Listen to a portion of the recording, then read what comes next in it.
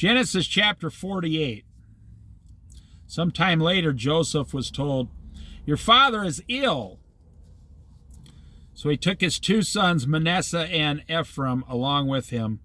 When Jacob was told, "Your son Joseph has come to you," Israel rallied his strength and sat up in bed.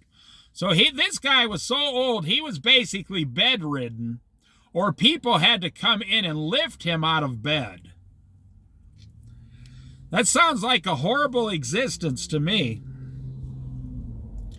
Jacob said to Joseph, "God Almighty appeared to me at Luz in the land of Canaan, and there he blessed me and said to me, I am going to make you fruitful and increase your numbers. I will make you a community of peoples, and I will give this land as an everlasting possession to your descendants after you. Now then, your two sons born to you in Egypt before I came to you here will be reckoned as mine. Ephraim and Manasseh will be mine, just as Reuben and Simeon are mine. Any children born to you after them will be yours. In the territory they inherit, they will be reckoned under the names of their brothers. As I was returning from Padan, to my sorrow, Rachel died in the land of Canaan while we were still on the way, a little distance from Ephrath.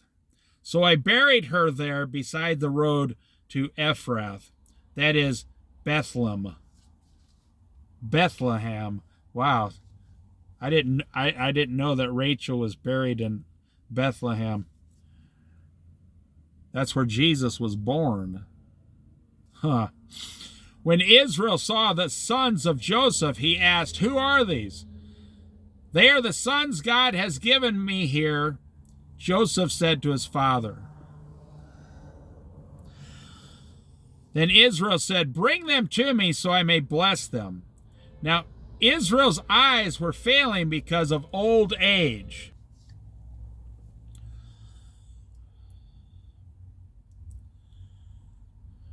And he could hardly see, so Joseph brought his sons close to him, and his father kissed them and embraced them. Israel said to Joseph, "I never expected to see your face again, and now God has allowed me to see your children also." See, that's God's timing right there. God did not want Jacob to die before he saw his grandchildren through Joseph. Then Joseph removed them from Israel's knees and bowed down with his face to the ground. And Joseph took both of them, Ephraim on his right toward Israel's left hand, and Manasseh on his left toward Israel's right hand, and brought them close to him. But Israel reached out his right hand, and put it on Ephraim's head. He crossed his hands over. There's something about the right hand blesses people. That's the way God says it. He was the younger, and crossing his arms, he put his left hand on Manasseh's head, even though Manasseh was the firstborn. Joseph was trying to put the firstborn on Jacob's right side, but he crossed over his hands. But it's all from the hand of God. That's what you have to believe. All these things are from the hand of God. May the God before whom my fathers Abraham and Isaac walked faithfully, and the God who has been my shepherd all my life to this day, the angel who has delivered me from all harm, may he bless these boys. May they be called by my name and the names of my fathers Abraham and Isaac, and may they increase greatly on the earth.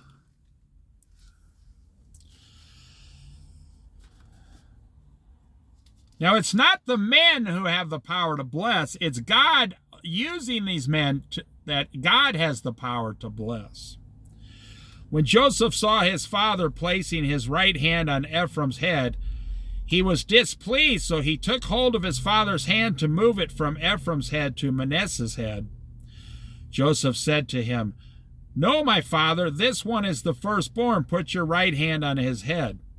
But his father refused and said, I know, my son, I know. He too will become a people, and he too will become great. Nevertheless, his younger brother will be greater than he, because Joseph was the younger brother, and he was greater than all of them. And his descendants will become a group of nations. He blessed them that day and said, in your name will Israel pronounce this blessing. May God make you like Ephraim and Manasseh. So he put Ephraim and Manasseh ahead of Manasseh. Then Israel said to Joseph, I'm about to die, but God will be with you and take you back to the land of your fathers. And to you I give one more ridge of land, then to your brothers the ridge I took from the Amorites with my sword and my bow. You got to start learning as a Christian, God makes the decisions. God decides who is who and who's going to do what. And when did God decide it? God is not deciding these things at the time. God decided all these things before the creation of the world. It's in the Bible. Look it up. God saw you before the creation of the world. And I will end this chapter with one thing, because I keep these Bible studies light here. And I do have a different channel. If you go to the back of the description on this channel, you'll find my old channel with 500 really in-depth Bible studies. With this channel, I'm just reading the Bible lightly through and explaining a few obvious things.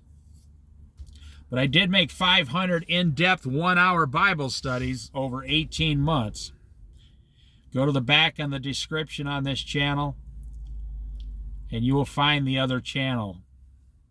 It's on YouTube. It's called Jesus Happy 692. Jesus Happy 692. Jesus Happy 692. So now I put the Jesus Happy. YouTube added the 692. So you got to put that or you won't get to it. I wanted to end with saying this. There's nothing worse than when a man dies outside of Jesus Christ. He doesn't have Jesus Christ. He was never saved, no matter how long he lives, and he spends eternity in hell.